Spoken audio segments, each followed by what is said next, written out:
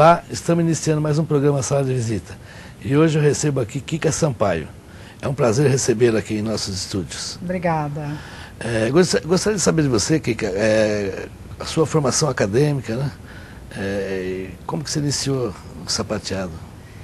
Na verdade, assim, foi há muitos anos atrás, mais ou menos na década de 75, 76, eu já dançava, e o sapateado sempre foi uma coisa muito diferente, muito interessante, e eu não poderia na época ser uma bailarina, porque as bailarinas eram muito esguias, magrinhas, muito altas, tinha que ter um tipo físico. E eu sempre fui do tipo mais cheinha, mais com a perna mais grossa. E aí, aonde eu me encaixei muito foi no sapateado. Eu fui morar fora. E quais foram os outros tipos de modalidade de dança que você fez? Então, eu fiz clássico, eu fiz moderno, eu fiz uma dança que na época a gente chamava de expressão corporal, fiz jazz, fiz todas as modalidades, fiz flamenco. E, na verdade, o que eu mais me encaixei foi no sapateado americano mesmo. Você podia falar um pouquinho sobre a sua formação no exterior?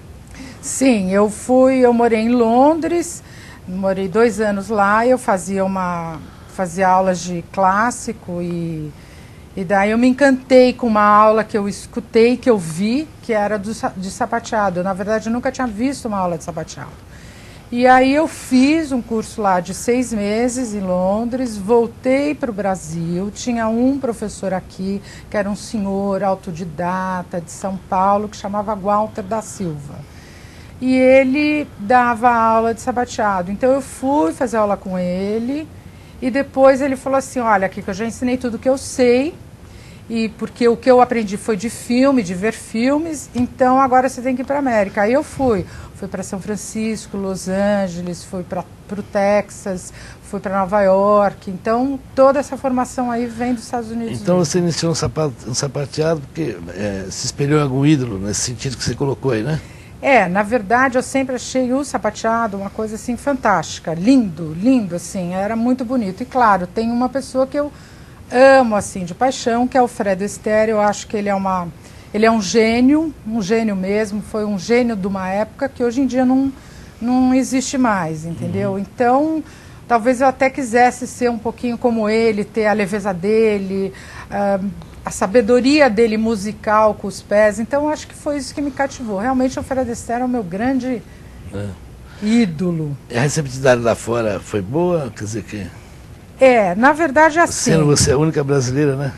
Pois é. Eu me lembro que no começo era bem assim, difícil, diferente, não tinha só eu realmente de brasileira. E eu me lembro que foi muito bom, porque nós brasileiros somos muito musicais, a gente é muito dançante. Então sempre fui muito bem-vinda, porque a gente é muito simpático, né? O brasileiro gosta muito de falar. Então, por ser musical, é fácil o entendimento do sapateado para mim, entendeu? Pelo menos para mim foi assim. Como é que você vê a arte do sapateado hoje? Ela é vista como uma arte popular, não? Olha, na verdade, o sapateado sempre foi muito elitista, porque você depende de um chão, você depende de um sapato, você depende de uma plaquinha, de uma música estrangeira, mas hoje isso tudo mudou, o mundo mudou, existe uma evolução sim. Então, eu sinto sim que ele é popular, porque você pode fazer como samba, você pode sambar sapateando, de repente, não tem problema nenhum, porque a gente é o som da música, a gente é o ritmo da música, a gente você vai musicar com os pés. Então, hoje em dia, essa coisa de ser popular, né, é muito relativo. Existe alguma dificuldade nesse sentido? Existe no sentido da aquisição do sapato, mas eu acho que hoje em dia a gente tem apoio de tantas pessoas. Porque esse sapato é muito caro? Não, pois porque a dificuldade, você tem que ter por exemplo, o sapato é esse aqui, ó. Então, você tem que ter um sapato que tenha uma chapinha na frente e outra atrás. Certo. Mas outro dia eu fui dar uma aula para uma comunidade e eles não tinham sapato. E eu dei uma aula de tênis. Então, tudo vai da criatividade do professor, da vontade que você tem de dar aula. Então, quer dizer, Mas, por exemplo, eu tenho sapatos na minha escola que todo mundo doa os sapatos. Então, eu tenho sapatos de doação. A gente pode também, uma vez eu inventei uma coisa muito interessante, que foi pegar uma tampinha de refrigerante, amassar e colar no sapato. É metal. Quer dizer, tudo pode. Eu acho que assim, as dificuldades são poucas. É só você querer, você descobrir algo de inovador dentro daquilo.